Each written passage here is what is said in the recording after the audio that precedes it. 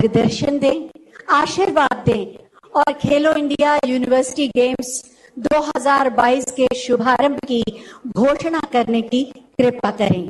माननीय प्रधानमंत्री जी। उत्तर प्रदेश के मुख्यमंत्री श्रीमान योगी आदित्यनाथ जी, केंद्रीय खेल मंत्री भाई अनुराग ठाकुर, मंत्रिमंडल में मेरे सहयोगी भाई नीतीश प्रामाणिक, उत्तर प्रदेश के उप मुख्यमंत्री भाई ब्रिजेश पाठक जी, अन्य सभी महानुभाव और खेलो इंडिया यूनिवर्सिटी गेम्स में हिस्सा ले रहे सभी खिलाड़ी, आप सभी को बहुत बहुत बधाई। आज यूपी देश भर की युवा खेल प्रतिभाओं का संगम बना है। खेलो इंडिया यूनिवर्सिटी गेम्स में जो 4000 जितने खिलाड़ी आए हैं, उनमें से अधिकांश अलग अलग राज्यों से हैं, अलग अलग क्षेत्रों से हैं। मैं उत्तर प्रदेश का सांसद हूं, उत्तर प्रदेश की जनता का जनप्रतिनिधि हूं और इसलिए यूपी के एक सांसद के नाते खेलो इंडिया यूनिवर्सिटी गेम्स में यूपी आए हुए और आने वाले सभी खिलाड़ियों का मैं विशेष रूप से स्वागत करता हूं। इन गेम्स का समापन समारोह काशी में आयोजित किया जाएगा। काशी का सांसद होने के नाते मैं इसे लेकर भी बहुत उत्साहित हूं। आज जब देश आजादी का अमृत महोत्सव मना रहा है, तो खेलो इंडिया यूनिवर्सिटी गेम्स के तीसरे संस्करण का आयोजन अपने आप में बहुत खास है। ये देश के युवाओं में टीम स्पिरिट को बढ़ाने का, एक भारत श्रेष्ठ भारत की भावना को बढ़ाने का बहुत ही उत्तम माध्यम बना है। इन गेम्स के दौरान युवाओं का एक दूसरे के क्षेत्रों से साक्षात्कार होगा, परिचय होगा। यूपी के अलग अलग शहरों में होने वाले मैचेज में उन शहरों से भी युवाओं का एक कनेक्ट बनेगा। मुझे पूरा विश्वास है कि जो युवा खिलाड़ी खेलो इंडिया यूनिवर्सिटी गेम्स में हिस्सा लेने आए हैं, वो ऐसा अनुभव लेकर जाएंगे जो जीवन भर उनके लिए यादगार पल बना रहेगा। मैं आप सभी को आने वाली स्पर्धाओं के लिए बहुत बहुत शुभकामनाएं देता हूं। साथियों, पिछले 9 वर्षों में भारत में खेल का एक नया युग शुरू हुआ है। ये नया युग विश्व में भारत को सिर्फ एक बड़ी खेल शक्ति बनाने भर का ही नहीं है, बल्कि ये खेल के माध्यम से समाज के सशक्तिकरण का भी नया दौर है। एक समय था जब हमारे देश में खेलों को लेकर एक उदासीनता का ही भाव था। स्पोर्ट्स भी एक कैरियर हो सकता है, ये कम ही लोग सोचते थे और इसकी वजह थी कि स्पोर्ट्स को सरकारों से जितना समर्थन और सहयोग मिलने चाहिए था वो मिलता नहीं था। ना तो स्पोर्ट्स इंफ्रास्ट्रक्चर पर उतना ध्यान दिया जाता था और ना ही खिलाड़ियों की जरूरतों का ध्यान रखा जाता था। इसलिए गरीब और मध्यम वर्ग के बच्चों के लिए, गांव देहात के बच्चों के लिए खेल में आगे बढ़ पाना बहुत मुश्किल था। समाज में ये भावना बढ़ती जा रही थी कि खेल तो सिर्फ खाली समय बिताने के लिए होते हैं। ज्यादातर माता पिता को भी लगने लगा कि बच्चे को उस प्रोफेशन में जाना चाहिए जिससे उसकी लाइफ सेटल हो जाए। कभी कभी मैं सोचता हूं कि सेटल हो जाने वाली मानसिकता की वजह से न जाने कितने महान खिलाड़ी देश ने खो दिए होंगे। लेकिन आज मुझे खुशी है कि खेलों को लेकर माता पिता और समाज के दृष्टिकोण में बहुत बड़ा बदलाव आया है। जीवन में आगे बढ़ने के लिए खेल को एक एट्रैक्टिव प्रोफेशन के तौर पर देखा जाने लगा है और इसमें खेलो इंडिया अभियान ने बड़ी भूमिका निभाई है। साथियों, खेलों के प्रति पिछली सरकारों का जो रवैया रहा है उसका एक जीता जागता सबूत कॉमनवेल्थ खेलों के दौरान हुआ घोटाला था। जो खेल प्रतियोगिता विश्व में भारत की धाक जमाने के काम आ सकती थी उसी में घोटाला कर दिया गया।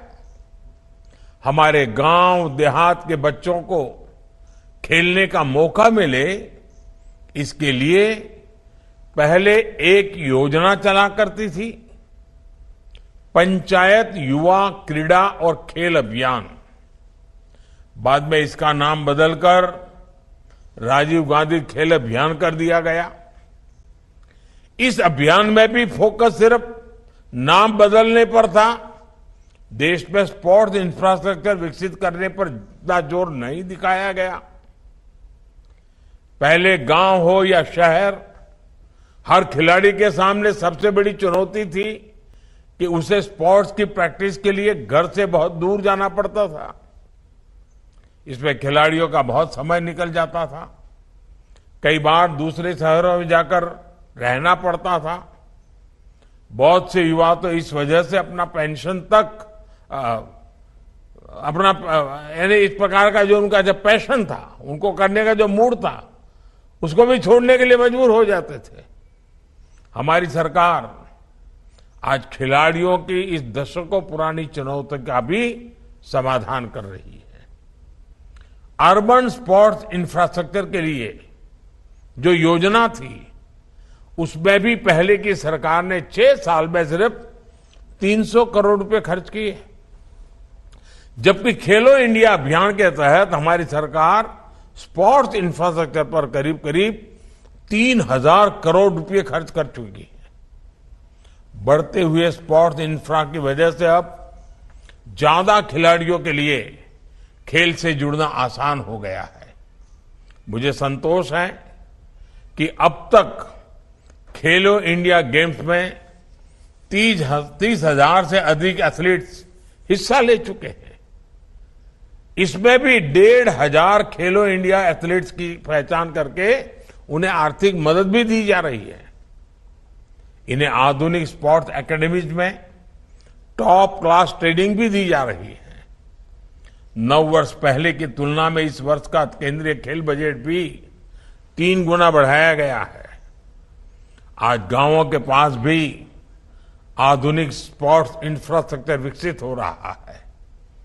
देश के दूर सुदूर में भी अब बेहतर मैदान, आधुनिक स्टेडियम, आधुनिक ट्रेनिंग फैसिलिटीज बनाई जा रही है। यूपी में भी स्पोर्ट्स प्रोजेक्ट पर हजारों करोड़ रुपए खर्च किए जा रहे हैं। लखनऊ में जो पहले से सुविधाएं थी उनका विस्तार किया गया है। आज वाराणसी में शिग्रा स्टेडियम आधुनिक अवतार में सामने आ रहा है। यहां पर लगभग 400 करोड़ रुपए खर्च करके युवाओं के लिए आधुनिक सुविधाओं का निर्माण किया जा रहा है। खेलो इंडिया प्रोग्राम के तहत ही लालपुर में सिंथेटिक हॉकी मैदान, गोरखपुर के वीर बहादुर सिंह स्पोर्ट्स कॉलेज में मल्टीपर्पज हॉल, मेरठ में सिंथेटिक हॉकी मैदान और सहारनपुर में सिंथेटिक रनिंग ट्रैक के लिए भी मदद दी गई है। आने वाले समय में खेलो इंडिया प्रोग्राम के तहत ऐसी ही सुविधाओं का और विस्तार किया जाएगा। साथियों, हमने इस बात पर भी फोकस किया है कि खिलाड़ियों को ज्यादा से ज्यादा प्रतियोगिताओं में हिस्सा लेने का अवसर मिले। जितना ज्यादा खिलाड़ी स्पोर्ट्स कॉम्पिटिशन्स में हिस्सा लेते हैं उतना ही उनका लाभ होता है, उनका टैलेंट निखरता है। उन्हें यह भी पता चलता है कि हम कितने पानी में हैं, हमें अपना खेल और कहां सुधारना है, हमारी कमियां क्या है, गलतियां क्या है, चुनौतियां क्या है। कुछ साल पहले खेलो इंडिया स्कूल गेम्स की शुरुआत के पीछे एक बड़ी वजह यह भी थी। आज इसका विस्तार खेलो इंडिया यूनिवर्सिटी गेम्स और खेलो इंडिया विंटर गेम्स तक हो चुका है। देश के हजारों खिलाड़ी इस प्रोग्राम के तहत स्पर्धा कर रहे हैं और अपनी प्रतिभा के बल पर आगे बढ़ रहे हैं। और मुझे तो खुशी है, भारतीय जनता पार्टी के अनेक सांसद खेल प्रतियोगिता चलाते हैं। उसमें हजारों की तादाद में एक एक संसदीय क्षेत्र में नौजवान बेटे बेटियां खेलकूद में हिस्सा लेती है। आज देश को इसके सुखद परिणाम भी मिल रहे हैं। बीते वर्षों में कई अंतर्राष्ट्रीय प्रतियोगिताओं में हमारे खिलाड़ियों ने श्रेष्ठ प्रदर्शन किया है। ये दिखाता है कि भारत के युवा, हमारे खिलाड़ियों का आत्मविश्वास आज कितना बुलंद है। साथियों, खेल से जुड़ी स्किल हो या फिर खिलाड़ियों को सर्वश्रेष्ठ बनाने के लिए दूसरी विधाएं हो, सरकार कदम कदम पर खिलाड़ियों के साथ खड़ी है। हमारी राष्ट्रीय शिक्षा नीति में स्पोर्ट्स को एक विषय के रूप में पढ़ाया जाना प्रस्तावित है। स्पोर्ट्स अब पाठ्यक्रम का हिस्सा होने जा रहा है। देश की पहली राष्ट्रीय खेल यूनिवर्सिटी के निर्माण से इसमें और मदद मिलेगी। अब राज्यों में भी स्पोर्ट्स स्पेशलाइज्ड हायर एजुकेशन के लिए प्रयास किए जा रहे हैं। इसमें उत्तर प्रदेश बहुत प्रशंसनीय काम कर रहा है। मेरठ में मेजर ध्यानचंद खेल विश्वविद्यालय का उदाहरण हमारे सामने है। इसके अलावा आज देश भर में 1000 खेलो इंडिया सेंटर्स की भी स्थापना की जा रही है। करीब 2 दर्जन नेशनल सेंटर्स ऑफ एक्सलेंसी भी खोले गए हैं। इन सेंटर्स पर प्रदर्शन को सुधारने के लिए ट्रेनिंग और स्पोर्ट्स साइंस, स्पोर्ट्स यानी उसके लिए भी सपोर्ट दिया जा रहा है। खेलो इंडिया ने भारत के पारंपरिक खेलों की प्रतिष्ठा को भी पुनर्स्थापित किया है। गटका, मलखम, थांग टा, कलीरपट्टू और योगासन जैसी विभिन्न विधाओं को प्रोत्साहित करने के लिए भी हमारी सरकार स्कॉलरशिप दे रही है। साथियों, खेलो इंडिया प्रोग्राम से एक और उत्साहजनक परिणाम हमारी बेटियों की भागीदारी को लेकर आया है। देश के अनेक शहरों में खेलो इंडिया विमेंस लीग का आयोजन चल रहा है। मुझे बताया गया है कि इसमें अभी तक अलग अलग आयु वर्ग की लगभग 23,000 महिला एथलीट्स हिस्सा ले चुकी हैं। खेलो इंडिया यूनिवर्सिटी गेम्स में भी बड़ी संख्या में महिला एथलीट्स की भागीदारी है। मैं इन खेलों में हिस्सा ले रही बेटियों को विशेष तौर पर अपनी शुभकामनाएं देता हूं। साथियों, आप सभी युवा साथियों ने एक ऐसे समय में खेल के मैदान में कदम रखा है जो निश्चित रूप से भारत का कालखंड है। आपकी प्रतिभा, आपकी प्रगति में भारत की प्रगति निहित है। आप ही भविष्य के चैंपियन हैं। तिरंगे की शान को बढ़ाने की जिम्मेदारी आप सभी पर है। इसलिए कुछ बातें हमें जरूर याद रखनी चाहिए। हम अक्सर खेल भावना, टीम स्पिरिट की बात करते हैं। एक खेल भावना आखिर है क्या? क्या ये सिर्फ हार जीत को स्वीकार करने तक सीमित है? क्या ये सिर्फ टीम वर्क तक ही सीमित है? खेल भावना के मायने इससे भी विस्तृत है, व्यापक है। खेल निहित स्वार्थ से ऊपर उठकर सामूहिक सफलता की प्रेरणा देता है। खेल हमें मर्यादा का पालन कराना सिखाता है, नियमों से चलना सिखाता है।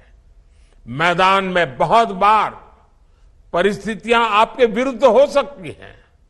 संभव है कि कई बार निर्णय भी आपके विरुद्ध हो, लेकिन खिलाड़ी अपना धैर्य नहीं छोड़ता, नियमों के प्रति हमेशा प्रतिबद्ध रहता है।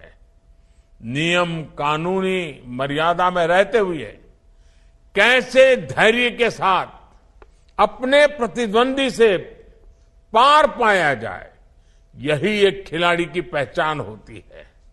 एक विजेता तभी महान खिलाड़ी बनता है जब वो हमेशा खेल भावना का, मर्यादा का पालन करता है।